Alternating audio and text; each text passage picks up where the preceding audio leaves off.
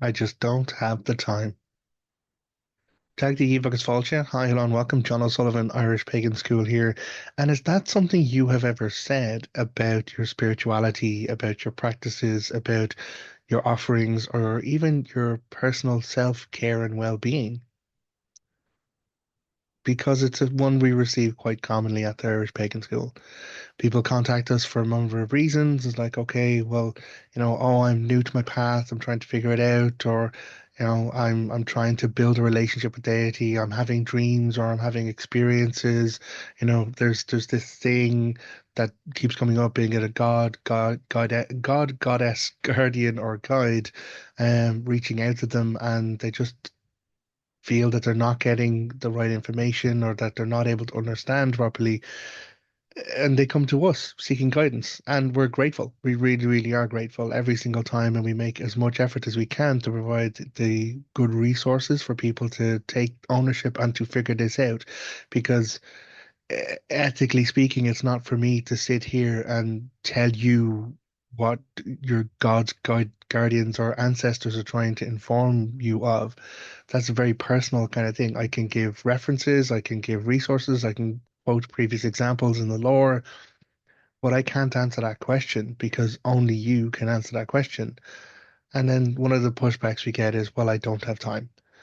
And to be honest, whether you believe you have time or whether you believe you don't have time, you're right. It is one of those catch-22 circumstances. The same as like whether you believe you can do something or whether you believe you can't do something, you're right. Time, as we understand it, is is one of the dominant controlling factors of our lives. We live in a very regulated society based upon time, with certain expectations around time. If you're working in a common office requirement job, then you're 9 to 5, Monday to Friday. If you're working in a retail circumstance, you're 40 to like 50 hours a week, given to, selling your energy and your effort in exchange for money to be able to support your life. But you're selling effort and energy. You're not selling your time, because time is a construct. Time is something we made up. For a long time, like, there was no such thing as a 5-day work week. And there was no such thing as a weekend. It's only in a post-industrial revolution that we can see this move towards heavy industry or industry-driven society, that we have these requirements of time frames and then time off. And it was really down to what is the optimal amount of effort you can get from a human being. And all of the studies says, well, anything more than 8 hours a day, you're probably not going to get productivity after that point. And unless you give 2 days off in 7, you're not going to get productivity long term. And sad to say, so much of what our society expectations around time and around how we measure and mark it out and allot our time is based on those studies, based on, like, actual capitalism structures, which means that anyone who doesn't fall within those circumstances, or anyone who doesn't, trade their effort and energy, trade their labor within those confines, is in some way timeless. They're not bound to anyone else's time frames to their life. They get to do life to their own time. Now, it does shift and change again. Anyone who is working in the home, which is a job, absolutely, taking care and raising children, you're bound to the education time frames for those children, which is the same circumstances around managing and monitoring time. So it's for something that we say, oh, I don't have time, there is a lot of it going around, even down to like the 24 hours that we have segmented our solar rotation into. We know on average, most people require between the standard set was 8 hours sleep, or you have to get 8 hours sleep. But logically now, and more sleep studies we've seen more recently, is not everyone is aligned to that 8 hours. Most times I'm at 6 to 7 hours, and then sometimes I'm at 12 to 12 hours. If I'm not feeling well, I'm getting over something at the moment, and even then, I was like, yeah, I need to just go back and go to sleep again. Well, actually, the plan was I'm going to go lie down and rest my body, give myself the restful break. And then my brain decided, oh, well, we're resting, are we? I've got this sleep payoff that we need to get done, the sleep debt. And I slept a big chunk of yesterday away, because that's what my body needed to do. And so the concept of not having time, we don't have time if we don't make time. And that's where we have to own the responsibility of our time. We have to own the fact that, I doom scrolled for an hour yesterday. Or, well, okay, I'm lying. It was more than that. The social media had me, which was it's designed to. The actual algorithms and everything else are designed to cause and trigger stress responses to keep you looking. They're designed to be addictive. The apps are designed by people who studied gambling in order to make the apps more appealing and more addictive. And I've seen it myself. Like sometimes I'll be like, oh, I'm going to close out this social media app because I'm done. And then like, I'm like, okay, well, what am I going to do? And then I just go back and I open the app again. And then I catch myself like I literally just closed this app. Why am I reopening it? But sometimes I don't catch myself and I realize, oh shit, here's me losing time. And in some cases, like, okay, part of my business it does involve social media work, but I have to choose that time. And so I choose this is when I'm going to do that hour to go live on TikTok, for example. Or here's where I'm going to, choose to make time to go in and answer all the comments in the YouTube feed or go on to the Patreon kind of stuff. So there is an element that is my occupation there, but the system is still designed to make me swipe to the next video, look to the next thing. Now, again, it's not bad. It only becomes a problem when we're not doing it mindfully. And that this really is the answer to the question about how do I have time? How do I make time for my spirituality? How do I make time for my spiritual self-care? It has to come down to mindfulness because, you know, your practice in spiritual self-care doesn't have to be guaranteed 3 hour session under the full moon every month. It could be as simple as, okay, well, I'm going to put the headphones away, put the phone nowhere near me when I'm lighting a candle on an altar space, you know? And it's the intention of striking the match, 2, 3 deep breaths, and then I offer the flame for enter ancestor, God, guide, guardian name. And then once the flame is lit, I breathe out, and there you go. How long does it take you to strike a match, take 3 breaths, and then walk away from it? A minute? 2 minutes? But that's still 2 minutes of intentional energy. That's still 2 minutes of focus. That's still 2 minutes of making space for a relationship which is important to you, if your spiritual relationships are important to you. Now, I'm sitting here cupping a mug of coffee here, and how long does it take a mug of coffee? A couple of minutes to boil the kettle, put the scoops of coffee and sugar in the mug, add some cream, and then stir it. Okay, great. At the end of which I have coffee, but I tack on top of that, making time for my God. Again, put the phone away, like, not always easy, I'll be honest, because again, they're designed to be keeping our attention and our focus on it. But even if it's something else, like turn the radio down, like turn the TV off for a minute, or turn yourself towards just the boiling of the kettle, and then I talk to the Dagda when I'm doing that. The first cream, every time I open a fresh bottle of cream, the first is poured for him. And over the years, I would actually pour it in a separate vessel and then I'd make my coffee because that's where I have cream. But then my relationship with him slightly changed and he was like, you could just make me one of those as well.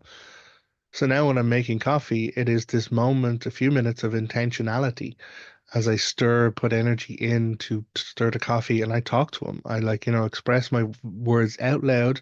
Now, again, I'm not announcing it around the household, but I'm standing there in a moment having a conversation with my deity whose support I greatly value.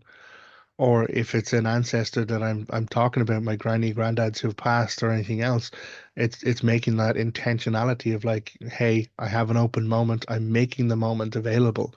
And sometimes the dag that like is busy and I don't feel or have any experiences. But if I didn't make the moment available, I would never have any experiences because I'm not making that opportunity. I'm not turning my mindset, turning my energy towards that connection and that relationship. So the struggle of having time doesn't have to be a struggle. It is about being mindful, being intentional around how you use your time. Like I had to go and do a chore drive this morning to go and pick up something for the kid here in the house, and I was like, you know what, I'm gonna take a couple of minutes just to walk by the sea myself, to give to myself that time of some fresh air and the rolling waves and the sunshine on my face. Of course, I could have just, picked up what I need to do, turn around and drove back. But, I made the choice and I took the headphones, I left them on me, but I was not listening to a whole lot of stuff. I was trying to engage with the nature around me. That's spirituality. That's part of our regulation of our physical form, emotional form, mental form, and spiritual form by connecting with the natural elements. So it doesn't have to be, again, big ritual performances. It doesn't have to be, aligned with a particular full moon, dark moon, waxing, waning. Now, again, we were having a conversation in our Kurtar meeting. That's a really great way to give yourself structure. I'm not knocking it. I really, really am. Like there, sometimes it can be difficult to say, well, when do I do these things? How do I do these things? How do I engage in my spirituality? Use the moon cycle. It is one of the most stable structures that we can rely upon. The solar rotation shifts year to year. Like the length of the day gets longer and shorter depending on which angle our world is. But you're always going to get a full moon. You're always going to get a dark moon, a waxing and a waning. Like it is one of the most notable like seasonal like clocks, like native environmental clocks that we have, um, because of how our ancestors have always looked at it and always used it, and the pull of the nearest celestial body, creating our tides, creating our waves.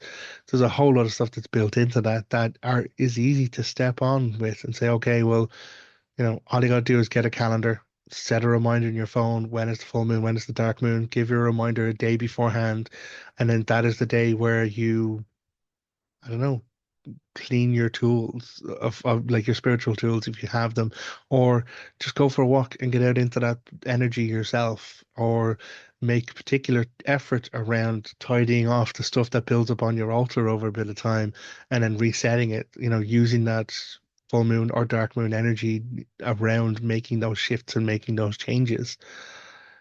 So time is all around us, but time doesn't really exist at all unless we choose it to, unless we make it exist in its increments by our force of will. I know it might seem strange or might seem odd, but like from a certain perspective, yeah, if you are selling your time in your job, great. But that's that's someone else's expectation of presence and attention and all and energy and all the rest of it.